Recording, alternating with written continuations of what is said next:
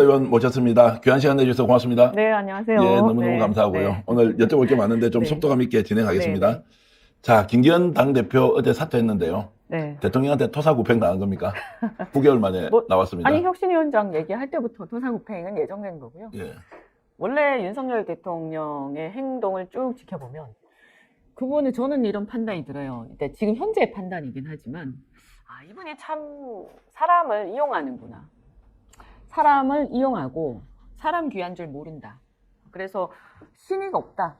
정치인으로서는 굉장히 심각한 결격이 있다. 그래서 제가 처음에도 도와달라고 할 때도 고민하다가 결국 안 도와줬고, 이분을 믿고 뭔가 할 수 있는 사람이 있을까? 제대로 된 사람 중에서 이런 생각이 들어요. 그러니까 예를 들면 이럴 수는 있겠죠. 다른 사람들도 다 윤석열 대통령 이용할 수는 있을 거예요. 그래, 나도 이 자리가 필요하니까 저 사람 이용해서 잠시 이 자리에 경력 쌓고 이런 수준은 가능할 텐데, 정말 진심으로 대한민국을 위해서 또 이 정부를 위해서 내가 윤석열이라는 분하고 손잡고 뭔가 한번 이뤄보자라고 생각하는 사람은 없을 거예요. 왜냐면 이런 행동을 계속 보이는 사람하고 자기 뜻이 똑바로 있는 사람들은 절대 같이 할 수가 없어요. 지난 이제 당대표 경선 과정을 보면 뭐 다 잘라냈지 않습니까? 뭐 이런 거론할 필요가 없고. 그러니까 본인이 김기현 대표를 만들었잖아요. 네, 근데 9개월 만이에요. 억지로 만든 거니 그것도. 예, 그것도 안 남들한테 되는 거였잖아요. 상처를 줘가면서. 그렇죠. 그리고 공정하지 않았죠. 예. 왜냐하면 바깥에서 어떤 힘의 개입에 의해서 이 어떤 그 경쟁의 공정성이 이제 침해됐단 말이에요. 저는 이 시장의 공정성, 경쟁의 공정성 되게 중요하게 생각하는 사람이고, 또 제가 이제 학위도 물론 경제학 쪽이긴 하지만 네.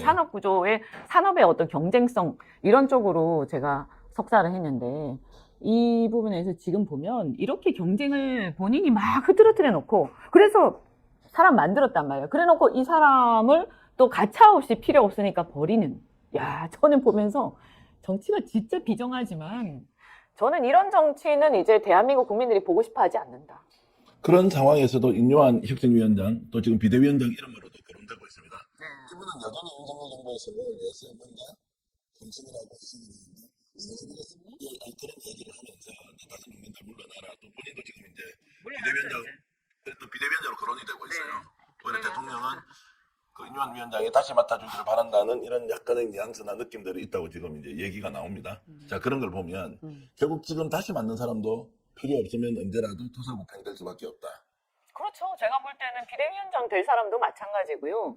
윤석열 대통령한테는 본인 자신하고 자기 가족밖에 없으신 것 같아요. 네. 이런 얘기해서 죄송한데, 사실은 결국엔 제가 이 얘기를 왜 하냐면, 윤핵관도 그 다음에 이 김기현 대표도 문제가 많았죠. 근데 이분들이 문제가 많았던 이유가 뭐예요? 우리가 그 이유를 살펴봐야 되는 거예요. 그냥 사람들이 싫어하니까 때로 몰려가서 죽이자 이게 아니라 이 사람을 왜 싫어하게 됐느냐. 결국에는 정치라는 것은, 국회의원이라는 것은 헌법기관으로서 자기 소신과 국민을 대변하는 어떤 민족 통제라는 기관으로서 자기의 그 책임 정치를 해야 되는데, 이분들이 보면 자신의 소신도 없고 헌법 정신도 없이 대통령이 뭐라고 하면 부당한 것도 마구 앞장서서 하는 홍위병 같은 행태를 보였기 때문이거든요. 그리고 그런 것들은 민주주의에 반하는 전체주의란 말입니다. 그래서 이 사람들이 아무리 대통령이 힘이 세다고 해도 시키는 대로 다 하느냐. 정치라는 것은, 국회의원이라는 것은 독립된 헌법기관인데, 그래서 이 사람들이 어떤 여당에서, 그것도 집권 여당에서 지도자가 될 자격이 없다라고 해서 싫어하는 거 아니에요. 그러면 이제 와서 지금 이 상황을 고치려면 근본이 뭐였느냐? 근원이 무엇이었어요? 대통령이었잖아요. 그러니까 이분들도 물론 책임을 져야죠. 책임을 지고 물러나고 어떤 비판을 받아 마땅하고 문제가 있으면 문책을 받아야 되지만, 그 근원인 대통령은 그냥 가만히 있으면서 오히려 대통령이 이 사람들을 문책하는 위치에 있을 자격은 없다라는 얘기예요. 그래서 이 근원부터 해결을 해야 문제가 해결이 되는 거지, 이 사람 가고 딴 사람 온다 해서 근원이 달라지냐. 왜냐하면 상황을 만드는, 구조를 만들고 위에서 그런 상황들을 만들어가는 대통령이 먼저 잘못을 한 거였기 때문에, 그죠? 대통령이 바뀌지 않으면 이것은 아무짝에도 쓸모가 없다. 국민들이 국민의힘에 실망하게 된 것은 대통령이 실정을 저지르고 마구 그냥 자기 위주로 이렇게 막 그냥 독선적으로 해나가는데도 불구하고 이분들이 할 말을 안 하고 선을 긋지 않았기 때문에 싫어하는 거잖아요. 그럼 우선 이 사람들만 바꾼다고 되는 게 아니라 대통령이 바뀌던가, 저는 사실은 10월 달에 보궐선거 때는 대통령이 좀 마음먹고 바꾸고 이렇게 하면 가능성이 있었다고 생각을 해요. 하지만 지금은요, 이제 늦었어요. 대통령이 조금 바꾸는 신용한다고 될 일이 아니다. 지금까지 쭉 보니까. 그럼 뭐냐? 대통령은 이제 당에서 떠나셔야 돼. 당에서 떠나야 한다. 그런데 보수 언론에서는 지금 대통령 바뀌어야 한다. 김건희 리스크 어떤 식으로든 해결을 해야 한다 하면서 이제 계속 그것은 이제 대통령한테 영향 미치지 않습니까? 김건희 리스크가 대통령의 문제 중에 하나죠. 그죠? 그런데 저는 이렇게 생각합니다. 김건희 리스크도 마찬가지다. 왜냐하면 권력은 누구한테 있느냐? 윤석열 대통령한테 있다. 이분이 제대로 하면 김건희 리스크가 당연히 관리가 되거나 김건희 리스크를 떼냈겠죠. 수사를 하든 아니면 아예 뭐 어디로 보내든 했겠죠. 처음부터. 그런데 그걸 못 하신 분이에요.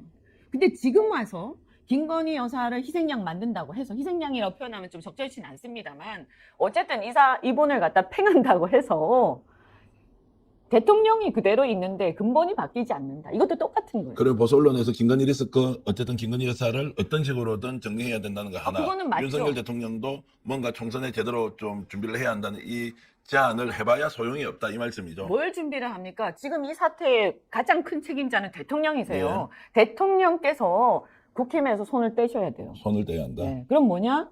가시적으로는 탈당하는 게 있겠죠. 저는 이렇게 생각합니다. 대통령이 더 이상 집권 여당 영향을 미치려고 하면 안 된다. 내버려둬라.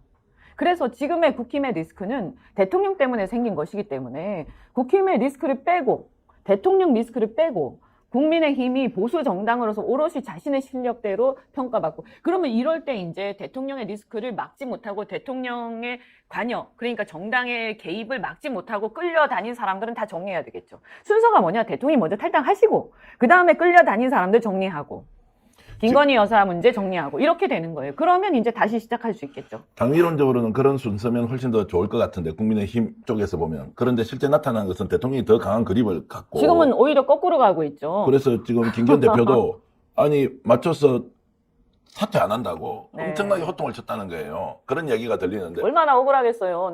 저는 그분 문제가 많았다. 왜냐하면 진작에 자기 할 얘기 하지. 왜 이제 와서 그렇게 억울하다고 하면 안 되지만, 그러나 사실은 개인적으로 참 억울하겠다 이런 생각이 듭니다. 누구 때문에 그렇게 바지 사장 소리 들어가면서 욕먹어가면서 그 추한 일들을 했는데. 그래서 당대표가 사퇴를 하는데 기자들 만나지도 않고 공개석상에 나오지도 않고 그냥 페이스북에다가 사퇴한다 이렇게 이제 해버리고 나갔는데, 그래서 이제 어제 이준석 전 대표와 만남도 야 이게 묘한 무슨 계산이 있는 거 아니냐? 반윤 전선이야? 뭐 이렇게도 그냥 생각이 들던데, 자, 이 우연한 만남과 지금 본인의 사태가 연관이 없다고 봐야 한다, 연관이 있을 수 있다, 어떻게 보십니까? 저는 연관이 있을 수도 있다고 보는데요. 다만 적절치 않았다. 네. 그 국민들이 지금 가장 심각하게 생각하는 건 뭐냐? 정치가 신의가 없다는 거예요. 믿을 놈이 한 놈도 없다 이거거든요. 그러니까 뭐냐면 잘할 수도 있고 잘못할 수도 있어요. 그런데 잘못했으면 잘못했다 얘기하고 바로 잡고, 그 다음에 책임질 거 있으면 책임지고 그냥 쿨하게 하면 돼요. 근데 문제는 뭐냐면 자꾸 거짓말하고 자꾸 아닌 척하고 자꾸 쇼하고 그 다음에 국민을 능멸한단 말이에요. 이게 너무너무 화가 나는 거거든. 왜냐하면 국민들이 주권자예요. 내가 주인인데 일하라고 맡겨놨더니 날 능멸해? 이런 기분인 거거든요. 어떻게 보면 국민들 입장에서는. 그렇기 때문에 이런 문제가 닥쳤을 때는, 예를 들어서 사퇴하기 싫은데 사퇴하잖아요. 그러면 그거를 그렇게 얘기를 하면 돼요. 국민들 앞에. 나 이렇게 해서 사퇴할 수밖에 없다. 그런데 나 솔직히 기분 나쁘다. 근데 내가 국민들 앞에 할 말이 없다. 왜냐하면 이거 다 내가 자초한 일이기 때문에. 하지만 내가 이대로는 안 되겠다라고 그냥 얘기하는 게 훨씬 나아요. 저렇게 하는 것보다요. 네. 근데 뒤로 뭔가 이상하게 그림자가 막 왔다 갔다 하고 이러면요. 그러면서 이게 무슨 말인지 무슨 뜻인지 메시지 잘 모르겠어. 이런 거는요. 옛날 정치예요. 옛날에 무슨 뭐 YSDJ 시대 또는 뭐 그럴 때는 우리가 예를 들어서 이 미디어 환경이라는 게 굉장히 열악했지 않습니까? 그래서 신문에 조정동이라든가 이런 여러 가지 그 지면에 나와 있는 거 말고는 알 길이 없잖아요. 그죠? 그러면 한마디 이렇게 딱 지면에 던지면 그것이 쫙 퍼지면서 호해도 나오고 그러면서 사람들이 그것을 짐작을 해가는 건데, 지금 이 시대는 뉴미디어 시대이기 때문에 모든 사람의 일거수일투족이 다 나옵니다. 그래서 이거 만난 거 다 나오잖아요. 예, 그죠? 예. 그냥 한 컷이 나오는 게 아니라 아예 뭐 다 그 다음에 뒷얘기 다 나오잖아요. 그래서 비밀이 없어요, 이 시대는. 그럼 뭐냐? 솔직하게 다 얘기하고 직설적으로 문제를 풀어가는 것이 맞다. 그것이 국민들 앞에서 훨씬 더 어떤 오해를 단축시키고 국민들한테 그래도 신뢰를 쌓는 길이기 때문에 예컨대 이런 경우, 예를 들어서 만약에 나 이대로 안 있겠어 하면 이대로 안 있겠다고 얘기하는 게 맞는 거예요. 네. 그런데 난 이럴 수도 있고 저럴 수도 있고 하면서 막 뭉게뭉게 구름을 피우고 이런 행동은 저는 자칫 굉장히 구태한 행동으로 보일 수 있다.